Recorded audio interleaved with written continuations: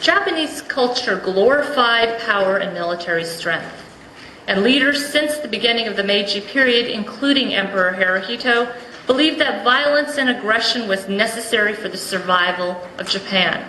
They wanted to access the extensive resources available in China. During World War II, Japan's invasion of China launched an 8-year war, which ultimately killed an estimated 19 million to 35 million Chinese people. And during this time, the Japanese military also lured, purchased, or kidnapped hundreds of thousands of women for sexual slavery for their imperial army, women who were subjected to some of the most horrifying experiences inflicted upon military prostitutes in history. More people would die from the rape of Nanking than from the atomic blasts at Hiroshima and Nagasaki combined. The Japanese military had issued a kill all captives order at the time, which seems to have come as a directive from some of the highest levels of military power. Across the city, the army machine gunned tens of thousands of Chinese men, or buried them alive, or used them for bayonet practice, or decapitation contests, or thousands of men were simply sprayed with gasoline and set on fire. Now, most of these executions were efficient, but there were men who died under the most slow, sadistic, and excruciatingly painful circumstances when Japanese soldiers turned murder into sport. After killing most of the men in the city in this fashion, the Japanese army then turned their attention on the Chinese women.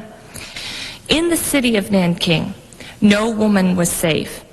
Japanese soldiers raped great-grandmothers over the ages of 80, along with children under the ages of 8.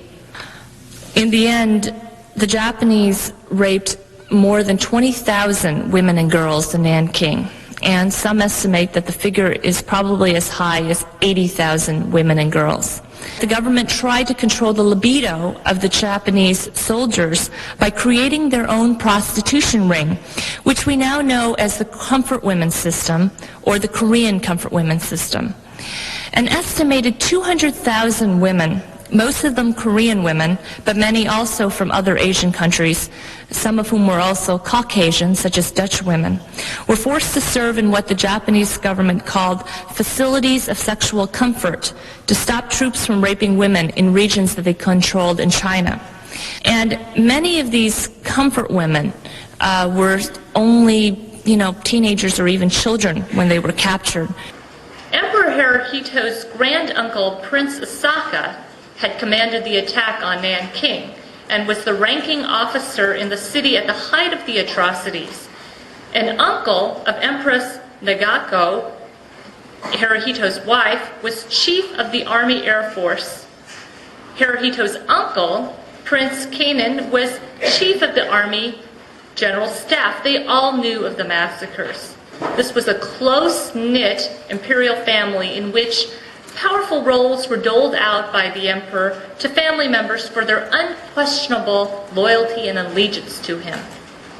In fact, during 1940, Hirohito sanctioned the first experimental use of bacteriological weapons in China.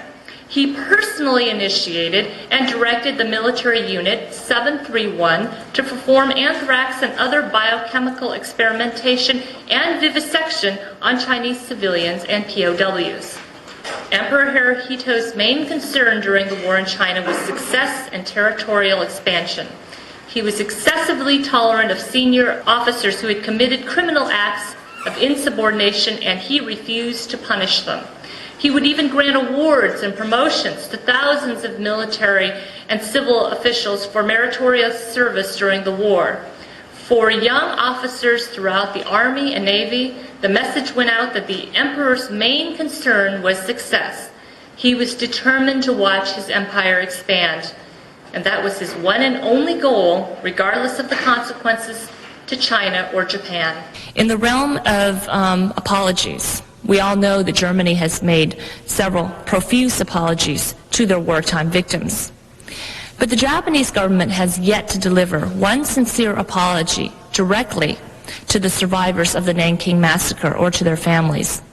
And some of the apologies that they claim to have made to the wartime victims in general have often avoided the use of the words apologies in general, preferring words like remorse or regret, and is not really deemed as sincere by many of the victims of the Japanese across Asia.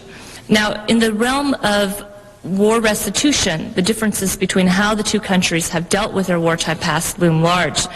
The Germans have paid the equivalent of about $60 billion in war reparations to their victims, and will continue to pay several more billion by the year 2005.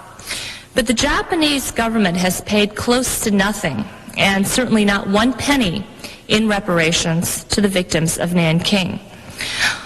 What's even more disturbing, I think, is how the subject of World War II is taught in schools in both countries. The Germans have required by law the teaching of the history of the Jewish Holocaust in their schools. And any teacher who refuses to participate or neglects to teach this history is simply breaking the law.